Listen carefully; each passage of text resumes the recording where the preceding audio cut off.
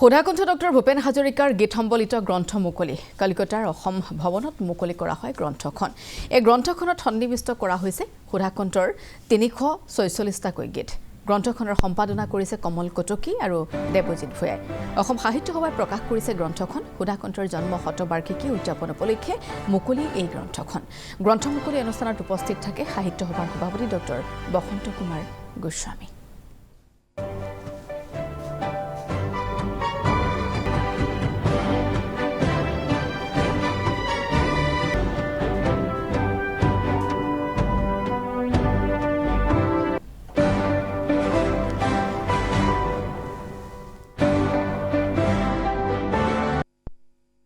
ৰঞ্জিত কুমাৰ দত্ত আজি কলকাতা শাখা সাহিত্য সভা আৰু অসম সাহিত্য সভাৰ উদ্যোগত কলকাতাৰ অসম ভৱনত ভূপেন হাজৰিকাদেৱৰ জন্ম শতবাৰ্ষিকী অনুষ্ঠান বিশেষভাৱে আয়োজন কৰা হৈছে।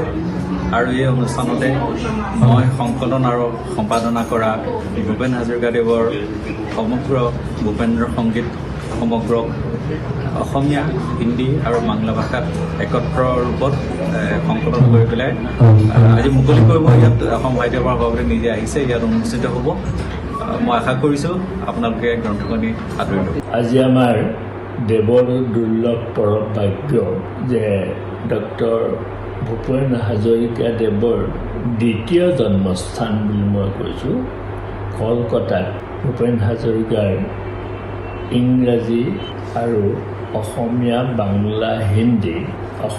বাংলা, হিন্দীৰ এটা সংকলন আৰু ইংৰাজীৰ এটা সংকলন ভূপেন্দ্ৰ সংগীত, যাক আমি বুলি কওঁ, আজি আনুষ্ঠানিকভাৱে কলকাতাত আমি ৰাইজৰ বাবে প্ৰকাশ কৰিবলৈ উলিয়াই ইয়াত এখন সভাৰ যোগেদি আপোনাৰ সকলো অসমবাসীলৈ আগবঢ়ালোঁ।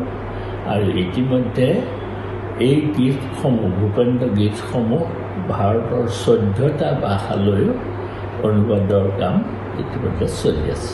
চব কনফ্লুৱেন্স ডক্টৰ ভূপেন হাজৰিকাৰ ৩৪৬টা গীতৰ অনুবাদ গ্ৰন্থ আজি কলকাতাৰ অসম ভৱনত অসম সাহিত্য সভাই আয়োজন কৰা ভূপেন্দ্ৰৰ জন্ম শতবৰ্ষত উন্মোচিত হৈছে। এই গীতখিনি সম্পাদনা, এই গীতখিনি কম্পাইলেশ্যন আৰু সম্পাদনা কৰি উলিয়াইছে। এই গীতখিনি সম্পাদনা আৰু কম্পাইলেশ্যন কৰিছোঁ মই কমল কটকী আৰু মোৰ বন্ধু সাহিত্যিক ইঞ্জিনিয়াৰ দেৱজিৎ ভূঞাই। অসম সাহিত্য সভাই ভূপেন্দ্ৰৰ জন্ম শতবৰ্ষত এইটো এটা বৰ সাংঘাতিক কাম কৰিলে, যিটো কাম আগতেই হ'ব লাগিছিল কিন্তু অৱশেষত হৈছেগৈ।